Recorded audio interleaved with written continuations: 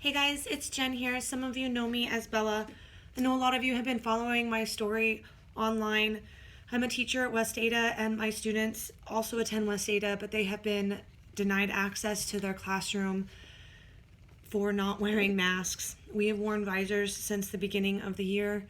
My children have two medical diagnoses that the school district knows about prior to COVID-19, and we have very deep religious beliefs that the school district is aware of since my student's principal is actually their grandmother. They know our personal preferences very, very well firsthand, and they also have documentation of my students' medical conditions prior to COVID-19 happening. The school district is trying to argue with me that I need to get my students on a 504 plan in order to continue educating them. I know that this is against the law. They've also told me that ADA does not apply to public schools. That's the Americans with Disabilities Act of 1990. Now, that is also incorrect. I'm going to just talk about 504 plans and ADA laws in this video. I will try to make it short, but I'm going to fact check what West Ada has told me in their emails, and I'm going to talk to you guys about those laws so that you can feel empowered to stand up against this tyranny, because that's really what it is. They are using their positions to purport their power over us and force us to do things that are against constitutional laws and state laws. So we need to stand up and fight for our rights, come what may. Now, I should have been louder and started this a whole lot sooner than I did, but I'm being loud now. It's time that West Ada listened to parents, teachers, and students. So I'm hoping that that's what I can do with these videos. Now, I'm going to read to you what West Ada has told me, how they've explained that ADA laws do not apply to public schools. And then I've got a couple websites up, ada.gov website, so the actual website of the government entity that talks about and basically fact checks and proves West Ada wrong. So West Ada has told me that the Americans with Disabilities Act does not apply to schools, that they can force us to give medical documentation and force us to reveal our disability. They have said, the confusion may arise because some city or county mask orders and or public health orders state that face coverings are not required to be worn in public places, and a person is not required to provide documentation demonstrating that the person cannot tolerate wearing a face covering. To start with, K through 12 schools and school properties are not public places, as that term is defined by those same orders, which typically describe public places as that term is defined by those same orders, which typically describe public places as any place open to all members of the public without a specific invitation.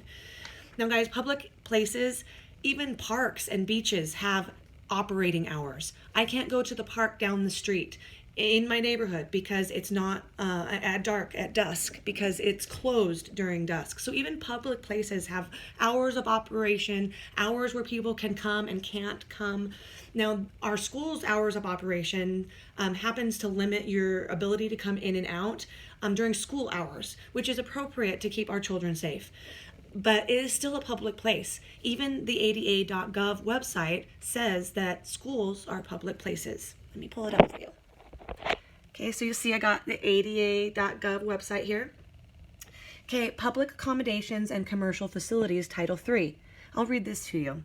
Title III prohibits discrimination on the basis of disability in the activities of place of public accommodations.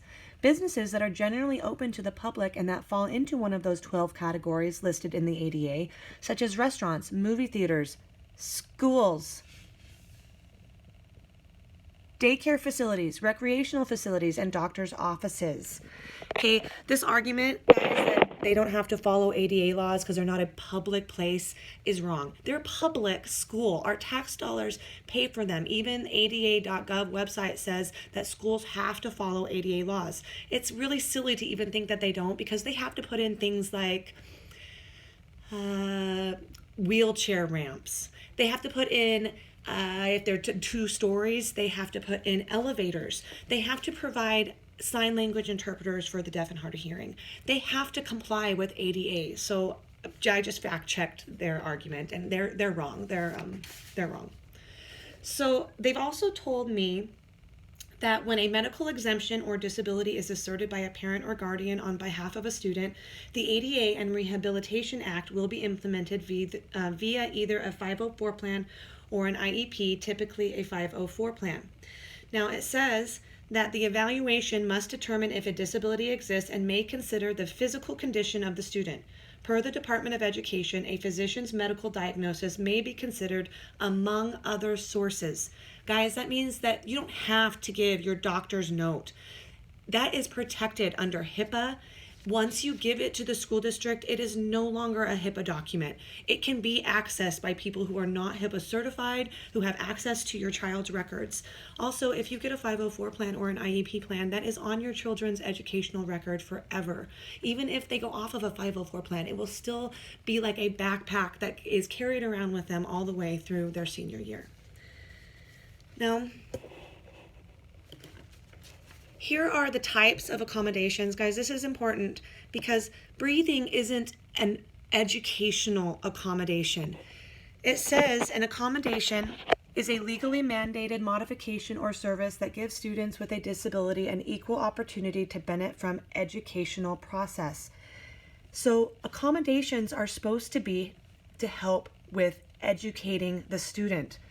Here are some types of accommodations: sign language interpreters, note takers or scribes, tape recorders, test-taking accommodations, assistive listening devices, removal of architectural barriers, course substitutions and waivers, written materials in alternative formats.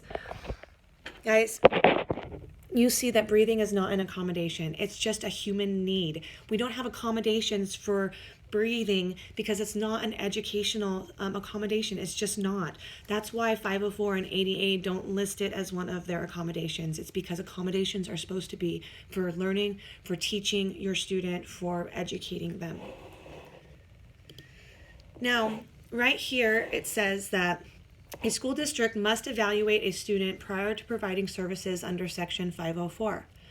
Section 504 requires informed parental permission for the initial evaluations.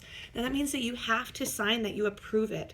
Now, if a parent refuses consent, it says, and the school district really feels like there's an educational accommodation that needs to take place, that they can then initiate that process themselves. But guys, it has to be an educational accommodation. They can't initiate a 504 plan for you for breathing with a mask. It's not an educational accommodation. So if you feel that your rights and your civil rights have been violated, if you feel that you have a disability and they have forced you into a 504 plan or an IEP or not given you just the basic rights to an education, you can file with the Department of Justice, and just right here at the ada.gov website, you can file a complaint by mail or online. Okay, I highly recommend that you do that if you feel that you have a disability, especially if you have one that the district already knew about. My students have medical conditions that the school already knows about. They are in violation of ADA laws. So I'm going to keep this about just the ADA and 504 laws for you guys to try to keep it as short as possible. I will be doing more videos on religious laws, medical autonomy laws that are state and federal laws to help you guys feel empowered to navigate through these hard times. Assert your rights. State the laws. State these mandates are not legal, that they go against ADA laws, the Rehabilitation Act of 504, and our constitutional freedoms. Guys, feel free to reach out to me if you have any questions. I'm not an attorney. I'm just an English teacher that knows what words mean, and I'm just trying to interpret these for you so that you can feel empowered, like I said, to go in front of the school district or your teacher or your principal and assert your rights. Thanks for tuning in.